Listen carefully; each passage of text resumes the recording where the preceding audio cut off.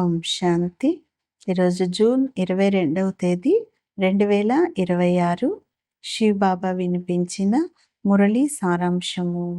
మధురమైన పిల్లలు, పిల్లలైన మీ సేవను చేసేందుకు బాబా వచ్చారు. మీరు కూడా బాబా సమానంగా అయి అందరికీ సేవను చేయండి అంటున్నారు బాబా. ప్రశ్న: బ్రహ్మా బాబాకు కలిగే ఏ ఆలోచనలకు శివబాబా వెయిట్ అండ్ సీ, కాస్త వేచి చూడు, చింతించకు అని చెబుతారు? సమాధానం: సమయం చాలా నాజూకుగా అయిపోతుంది. పిల్లలు అవినాశి జ్ఞాన రత్నాలను తీసుకునేందుకు బాబా వద్దకు ఎటు తిరిగి రావాల్సిందే. మరి ఇంతమంది పిల్లలు వచ్చి ఎక్కడ ఉంటారు? ఎన్ని ఇల్లు నిర్మించాల్సి ఉంటుంది అని బ్రహ్మాబాబాకు ఆలోచనలు కలుగుతూ ఉంటాయి. కాస్త వేచి చూడు, కల్పపూర్వం ఏ విధంగా వచ్చి ఉన్నారో అలాగే ఉంటారు. నీవు చింతించకు, నీవు కేవలం చదువుతూ ఉండు. మన్మనాభవ, నీవు కర్మాతీతం అయ్యేందుకు పురుషార్థం చేయాలి అని శివబాబా వారితో అంటారు. ఈరోజు పాట: మిమ్మల్ని పొంది మేము సర్వస్వము పొందాము. మంచిది. మధురాతి మధురమైన అపురూపమైన పిల్లలకు తల్లి, తండ్రి, బాప్ దాదాల యొక్క ప్రియ స్మృతులు మరియు గుడ్ మార్నింగ్. ఆత్మిక తండ్రి, ఆత్మిక పిల్లలకు నమస్తే. ఆత్మిక పిల్లలు, ఆత్మిక తల్లి తండ్రికి ప్రియ స్మృతులు, గుడ్ మార్నింగ్ మరియు నమస్తే నమస్తే. ధారణ కొరకు ముఖ్యమైన సారం.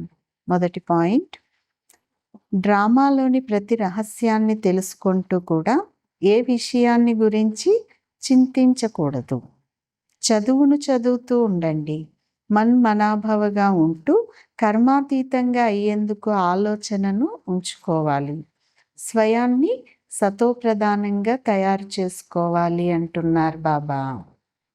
రెండవ పాయింట్: శివబాబా సంతానమైన ఆత్మలైన మనం పరస్పరం సోదరులము. శివబాబా నుండి వారసత్వాన్ని తీసుకుంటున్నాము. ఇదే సంతోషంలో నిమగ్నమై ఉండాలి అంటున్నారు బాబా. ఈరోజు వరదానం: అంతర స్వరూపంలో స్థితులై స్వయం యొక్క లేక బాబా యొక్క గుప్త రూపాన్ని ప్రత్యక్షం చేసేవారు సత్యమైన స్నేహి భవ. వరదానం యొక్క వివరణ: ఏ పిల్లలైతే సదా ఆంతరికమైన స్థితిలో లేక అంతర స్వరూపంలో స్థితులై అంతర్ముఖులుగా ఉంటారో వారు ఎప్పుడూ ఏ విషయంలోనూ లిప్తులుగా అవ్వజాలరు. పాత ప్రపంచం, సంబంధాలు, సంపద, పదార్థాలు ఏవైతే అల్పకాలికంగా మరియు ప్రదర్శన మాత్రంగా ఉన్నాయో వాటిని చూసి మోసపోరు. అంతర స్వరూపం యొక్క స్థితిలో ఉండటం ద్వారా స్వయం యొక్క శక్తి రూపము, స్వయం యొక్క శక్తి స్వరూపము ఏదైతే గుప్తంగా ఉందో అది ప్రత్యక్షమైపోతుంది. మరియు ఈ స్వరూపము ద్వారా బాబా యొక్క ప్రత్యక్షత జరుగుతుంది. కావున ఇటువంటి శ్రేష్ఠ కర్తవ్యాన్ని చేసేటటువంటి వారే సత్యమైన స్నేహిలు. స్లోగన్: నిశ్చయము మరియు జన్మసిద్ధ అధికారం యొక్క గౌరవంలో ఉన్నట్లయితే వ్యాకులత చెందరు అంటున్నారు బాబా. అవ్యక్త సూచన: సదా హర్షితంగా ఉండేందుకు మీ స్వభావాన్ని సరళంగా చేసుకోండి. సహనశీలులుగా అవ్వండి. స్వచ్ఛత కూడా సరళతకు గుర్తు. ఎంత సరళత అనేది ఉంటుందో అంతగానే స్వచ్ఛత ఉంటుంది. కనుక అందరినీ తమ వైపుకు ఆకర్షిస్తారు. స్వభావాన్ని సరళంగా చేసుకున్నప్పుడే సత్యత మరియు స్వచ్ఛతలు ఉంటాయి. సరళ స్వభావం కలవారు బహురూపులుగా కూడా అవ్వగలరు.